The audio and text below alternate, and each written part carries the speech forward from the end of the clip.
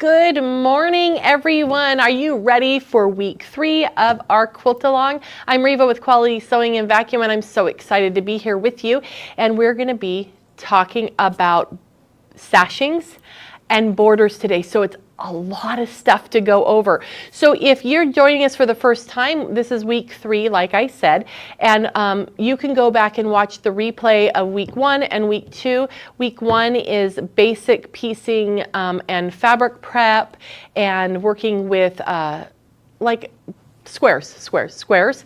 And then week 2, we worked with triangles, and we talked a lot about triangle piecing and sizing and trimming and all those things. So feel free to catch up. There's no rush. And many of you have been posting your pictures, so I encourage you to do that of just your bits and pieces as you go along. It doesn't have to be a finished thing. And that is at hashtag QSV. Quilt along, and we'd love seeing what you're doing. So it's really exciting whether you're a novice and have never quilted before, or you just want something nice and fun and refreshing to do for the summer. We got you there too for all those experienced quilters. So what we're going to work on today, this is the quilt here. And we have our blocks. So you have the checkered blocks, which was week 1, and the star blocks, which is week 2. And then the areas in between the blocks is the sashings.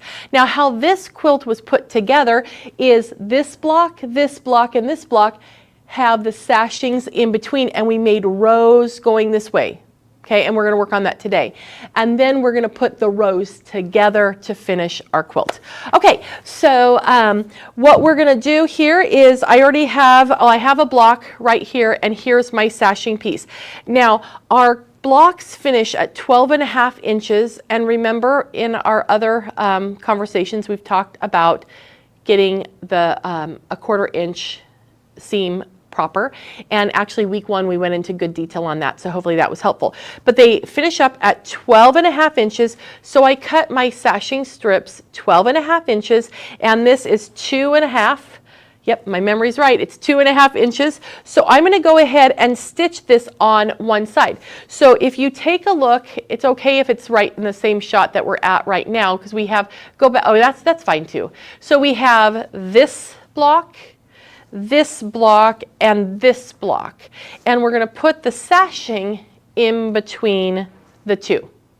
Okay, so it's in on either side of the center block, and then we have a block on either side, but there's no sashing pieces on the outer edge, only in betweens for right now. So I'm going to go ahead and take this one right here, and I'm going to lay my sashing strip right on top.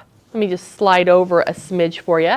I'm going to lay it right on top and get my little corners matched up, and you can pin as much or little as you want to. You don't even have to pin if you don't want to. But one thing to keep in mind is we don't want to sew over pins. It's not ideal to sew over pins. So if you have the heads on the right hand side as you're sewing, you can pull them out. So I'll put another one in the middle so I can kind of show you as we're stitching along. So I have my machine set up here for a straight stitch, and I have a, let's go to the other one real quick. So I have a, well, you can't even see that. Well, let's change that real quick. Let me take the foot off so you can see which foot I'm using. I am using a 1/4 inch foot that has a flange on the side, so that way my seam can, the edge of my fabric can run right along that little flange and help me sew straight. So that is one thing I really do like to do. Let me put my foot back on. And the other thing that I like to do is work with the seam tape, which we have been working with over the last couple of weeks. So I have my seam tape here, and I'm going to line my red line up with my center.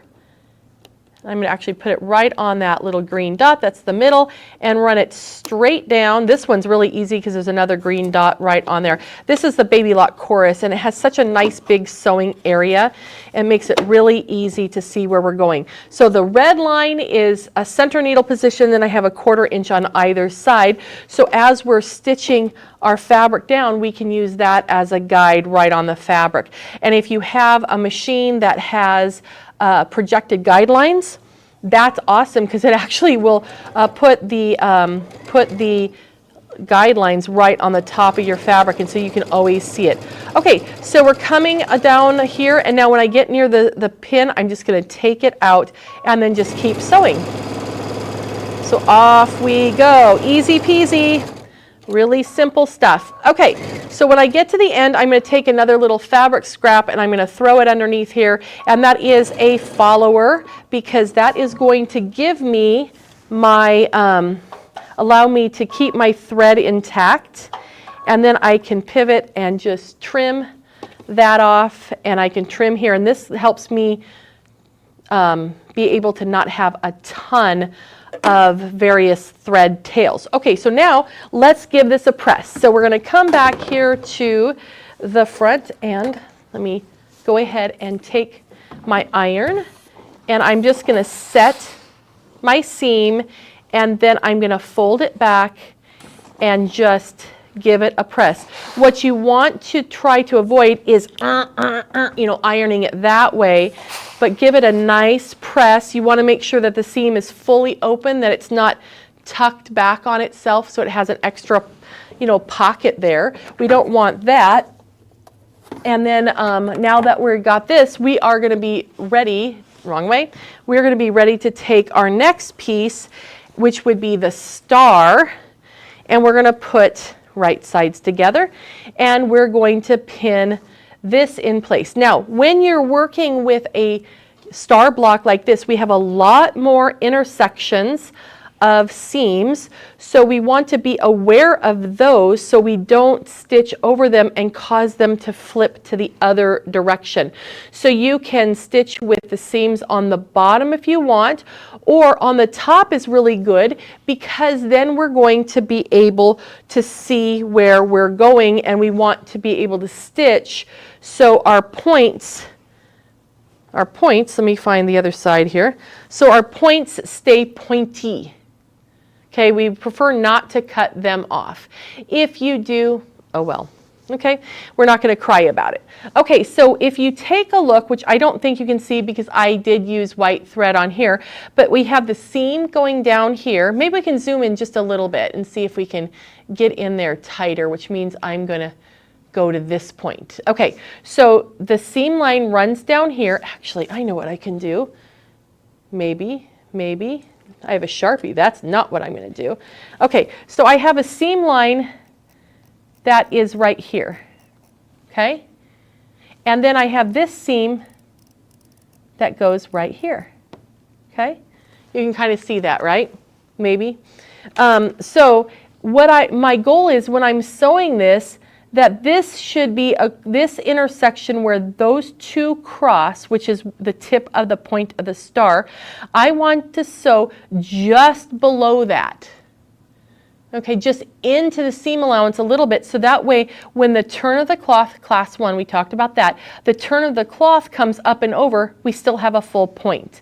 And so what you may find on mine is on a couple of my stars, I overly aggressively trimmed up my blocks, so I had less than 1/4 inch. So yeah, I do have a star that has some points cut off, but you know what? I'm not going to cry about it. It's fine. It's all good. It happens to everybody. And if you're an experienced quilter, maybe you won't settle for that. Me, I'm okay with it. Okay, so now I'm going to go ahead and let me just stitch this. We're going to do that 1/4 inch, but I am going to be watching where the intersection of my threads are. So I'm going to go ahead and give this a stitch. Let's take out that pin, and I want to make sure my edges are lined up. Now, when I get to this point, I'm looking, 1, at the intersection, and 2, that my foot is smoothly going over the seam allowance and not causing it to flip the other direction. And this foot is actually nice because the little toes turn up, and it actually holds that seam down really well. So I'm going to keep going, and I'm going to be cognizant of that seam allowance direction when I get to this point as well. But again, that foot is helping me, and this one is the seam allowance is facing me, so it's not going to flip it, but I'm going to pay attention to where that thread crosses. Okay, so here we get to the end, and you don't have to use a leader and a follower. However, it is kind of handy, like I said, to keep you from having a ton of really long, obnoxious thread tails on your quilted piece. Okay, so let's go press this. So again, I'm going to set our seam. And since this side has all the seams on it, all the piecing, I'm going to have the seam allowance go toward the sashing, okay? So we're going to open this up. We'll see how our points turned out. Keep your fingers crossed. Ooh, we got points on our star, yay! Okay, so I'm just going to get this set down like that, and then we'll come back and give it a nice little press. Okay, and if you're looking for a new iron to help your stuff press just beautifully, this Laura Star is amazing. Okay, so I've got that. My points look good on this one. Yay, Reva! Okay, so now we have a row. So this row is done, and we are going to add our sashing piece onto our top sashing, or I guess in this case it might be a bottom sashing. So we're going to go ahead and either zoom out or change the camera angle so you can see what I'm doing. So I've already pre-cut my piece, and when I did this based on the quilt that I finished that needs to come over to me. And I'm going to pin this in. I'm so glad there's people here helping me because I forgot and I left it hanging over there. Okay, so the first thing I'm going to do is go to my ends and match up. So when you're doing your sashings, you're going to, yeah, just huck it right there is perfect. Thank you. So you're going to measure your piece and make sure that it's the size that you need it to be and cut your pieces accordingly. I measured and I measured it based on this one because I have it partially finished there for us. Okay, so now what I'm actually going to do real quick is that's a long expanse, so I'm going to go ahead and put in a couple of more pins just so it doesn't get away from me and I know that my edges are matching and we're good to go. Okay, in the comments, if you are, and hello from Ohio, Southern Belle Blessed. Oh, I love it. So obviously then, if you're a Southern Belle Blessed, you're not originally from Ohio. That's my guess. You could put in there where you're actually from, or maybe I'm completely wrong. But if you're following along, let us know how far you've gotten on your quilt or what colors you're making your quilt. Okay, so I'm going to go ahead and stitch this down. I think I'm off. There we go. Get them lined up. And we're just going to stitch this guy on. Then when we're done with this one, we're going to go, and I'm putting on the bottom border, so I'm a little bit ahead of myself, but that's okay. Because what you would be putting on actually right here is the narrow one, the 2.5 inch strip. This is a 3, and it's for the bottom band. But we're just going to stitch it right now real quick and easy. And I already have the narrow one on my, already stitched to the other end of my quilt there that we've already done. Okay, so I guess that's when they say it's through the magic of television. All this stuff got done. Okay, so there we go. So almost done. And then we're going to talk about measuring for borders and how to get them the right length so that way your quilt lays nice and square and flat. Okay, up we go. Okay, and of course you would use matching thread, not orange thread. Okay, so now we've got him all done. We're going to give it a good press, and then we're going to move on to the next bit. Now, since I'm not working on a board, I'm just working on a mat, I am going to do a little bit at a time. And that just is easy for me to do. Let's see, I cut his little tip off just a smidgy, not much. He's not going to complain too badly. He didn't cry when I did it, so he's fine. Okay.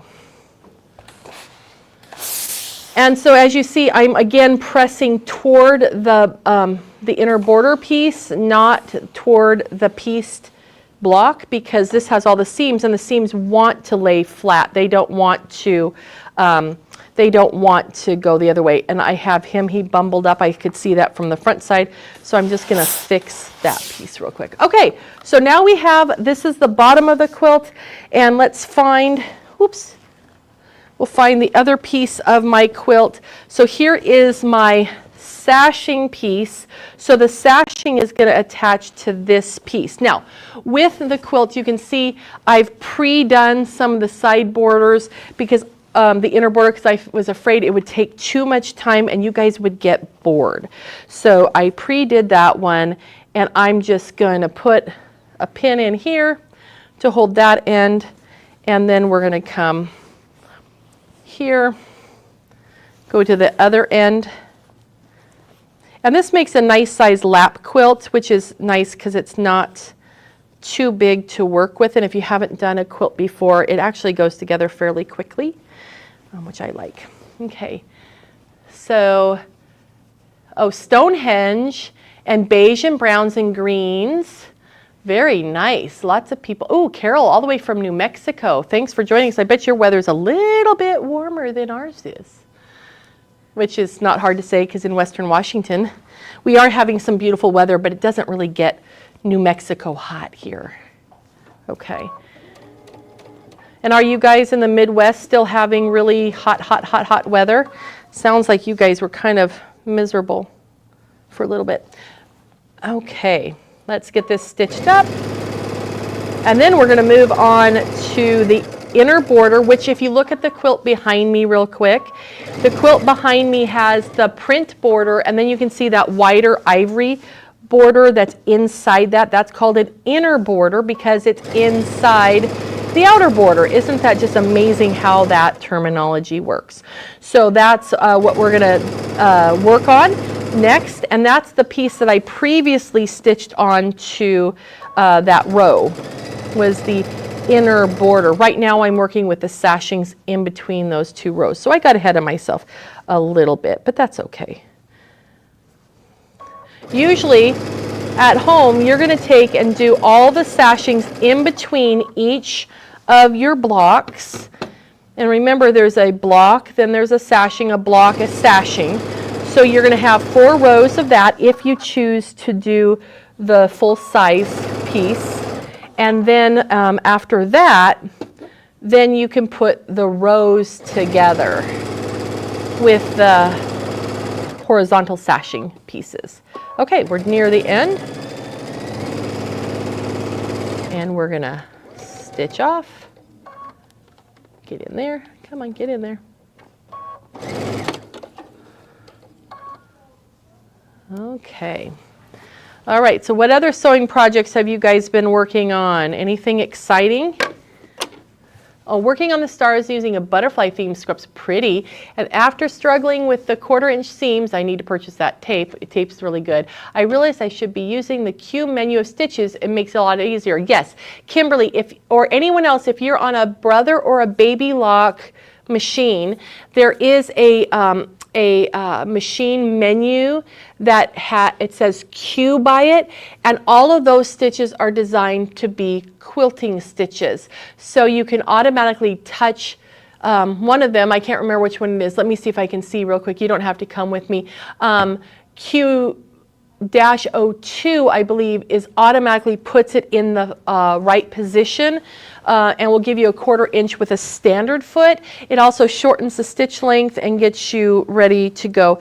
And where on earth did I just stitch that? Right here. Okay. How many of you wear aprons when you sew? I think that's really a good idea because you get threads all over you, right? All over. And what other projects? Christmas stockings for the Domestic Violence Center. That's really a nice idea, Sally. Is that local or are you in a different state? 'Cause that's very interesting. Oh, in Bremerton? Wow, good job. That's awesome. That's really a fun idea. I like that. Do you do that all year round or just the few months before Christmas? Okay. Lots of rain and humidity. Oh, I'm so sorry, Ohio. Miss Southern Bless, that's no fun. Humidity is gross. Okay. We get humidity here, but it comes in the form of drops. That's not fun either. Okay, so we're going to press up this piece, and then I will show you how we add on the other ones, because I want to show you how you measure for your borders. Now, those points don't look too shabby. Okay, one more block to press, and we're good. Okay. Oh, I want to show you something. Can you see? I think you can see it. See right here how there's like a gray area? That's because when I pressed this originally, I had a little tuck in it. I didn't have it fully open. So now we're going to fix that when we press this one and get that all the way open, so that way it lays nice and flat. Much better. Okay. All right, so now what we're going to do is, if you take a look at the whole quilt, I've gotten ahead a little bit, but here's my inner border. So what I've done is, we've done the sashings, we put the rows together, then I put the inner border across the top, and we already put it across the bottom, and then we're going to run it down the lengthwise sides. You can do whatever you want. I just find this to be really easy, and I've already started doing it, so I'm just going to lay that out and get it matched up and pin it in place real quick. And my math and measurements actually worked. It's like math day for me is working out. So I'm going to come and we're going to stitch this. Now I'm going to go ahead and cut my thread at this point and get this out of the way, because I've already started sewing this, so I need to continue sewing that. Okay? All right, so let's get our needle down in that fabric, and then I'm going to move my pieces so they align. Now, did you know that long arm quilters call, when you cut the thread and move to a different place, they call that breaking the thread. Whereas on a sewing machine, if you say breaking the thread, it means the thread broke all on its own, not on purpose.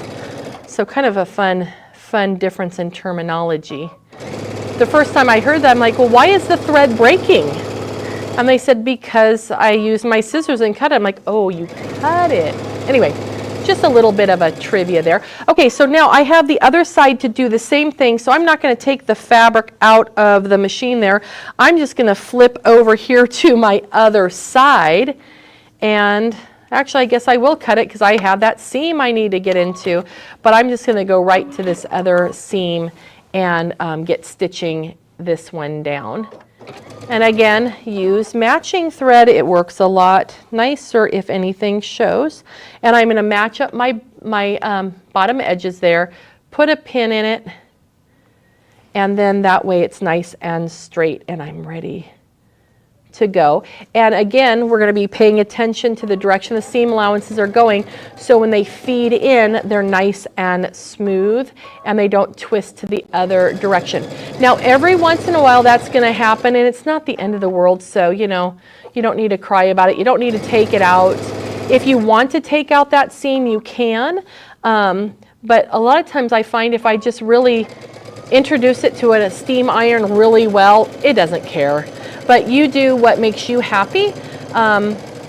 Personally, a lot of times that ends up being in the middle of the quilt, and it would make me more unhappy to try to fix it.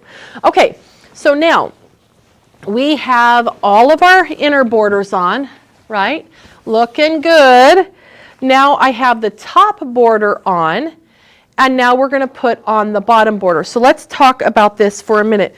So what I've done here is I have measured my top.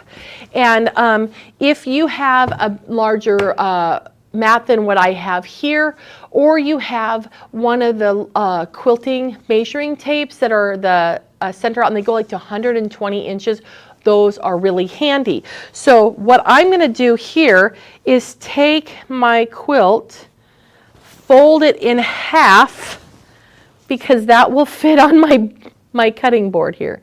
And I'm going to use my cutting board to measure. So I'm going to go from 1 and it goes over to 22 and 5/8. That's my length, 22 and 5/8, okay? So, yep. So I'm going to find my small border piece, which is in here somewhere. I think this is not him. There he is.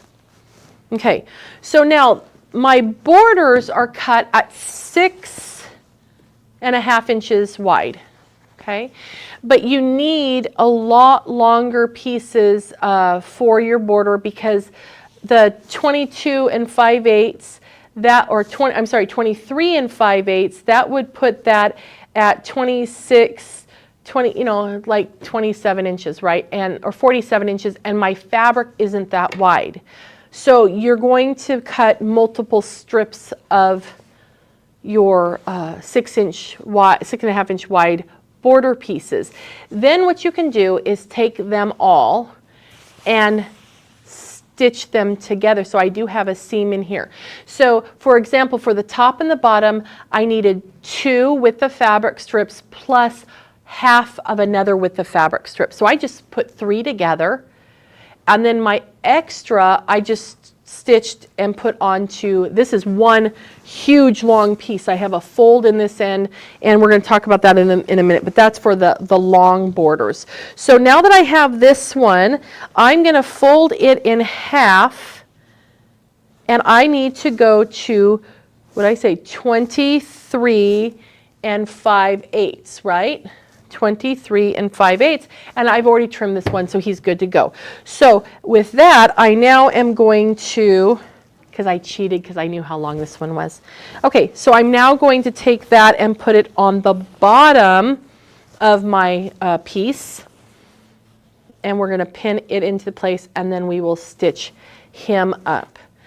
Okay, so does that make sense? Measure him, and then go ahead and make sure that he's the same size. Now, when you're measuring for your borders like this, you don't just necessarily measure the end. You want to measure both ends and through the middle and find out what your length really is, because maybe your middle is shorter than your ends by 1/4 inch, or whatever the measurement may be. You want to find the coordinated one, okay?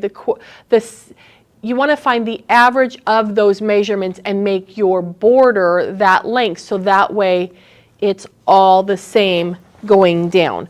Okay, so now, and what can cause a change in the length of the of your quilt, if it's like 52 inches in one spot, 51.5, and then 51.5 again.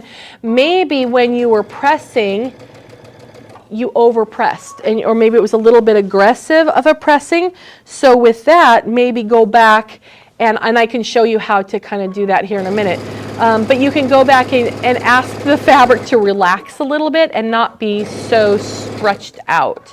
So I will show you that in a second, because that does happen, especially when you're working with those stars that are unbiased, right? So just want to get them all so everything's laying flat. The last thing you want to do is have a quilt that is not rectangular. It's more of a polygon or something. That's, unless you want it to be, then you can have it be that way. But okay, so let's get this lined up. Okay, anybody else working? Did I miss anything? Someone else?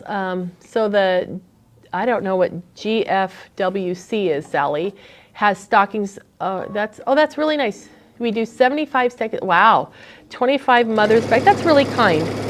That's really kind. And you know, that's one thing I love about people who sew, is that generally you may sew, but your hearts are so big and you share with other people. And man, it's amazing.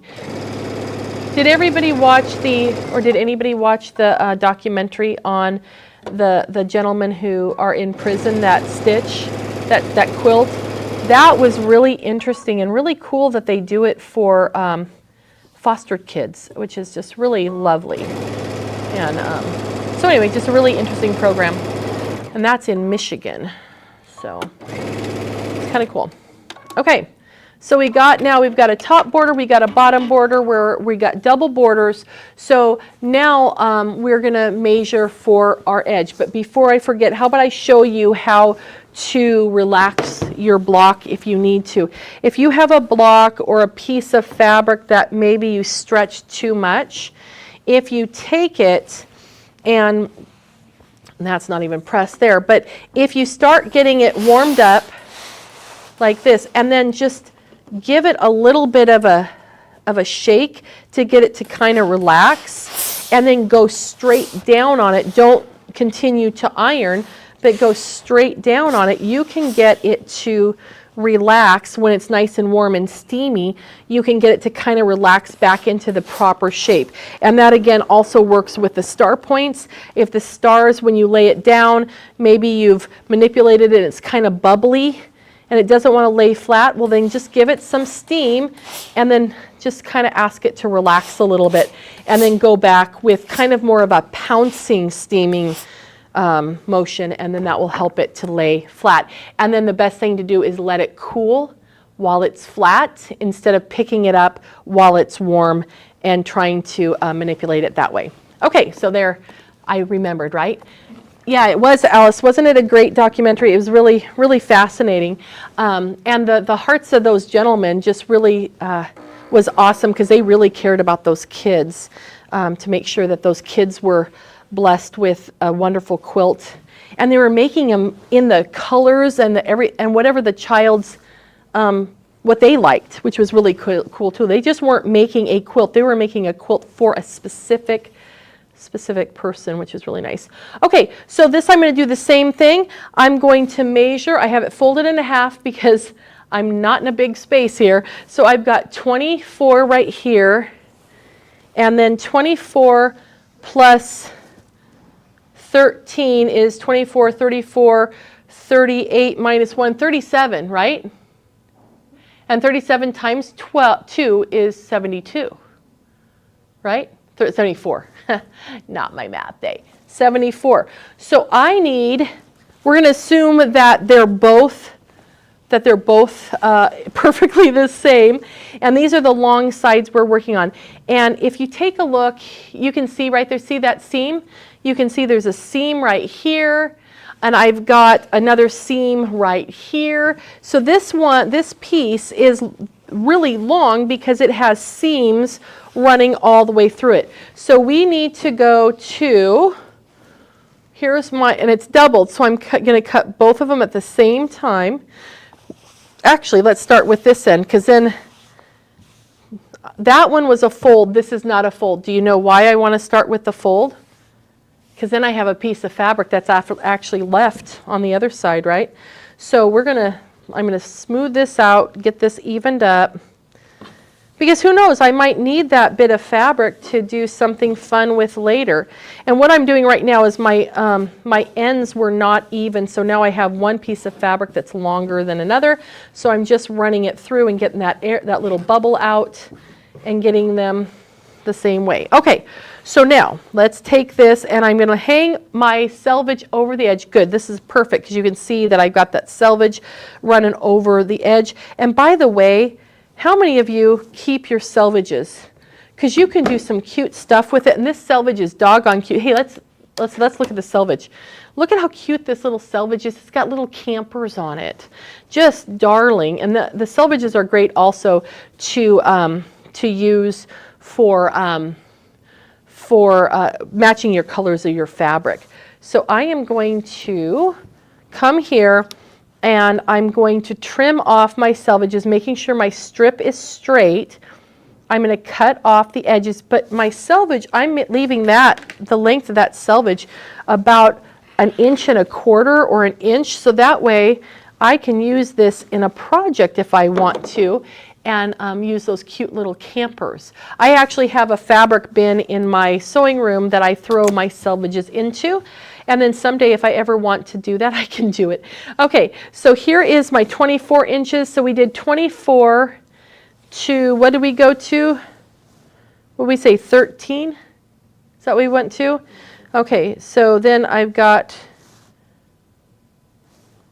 there's two 13s right close together. Let's remeasure because we don't want to cut that wrong, do we? Okay, so we did 24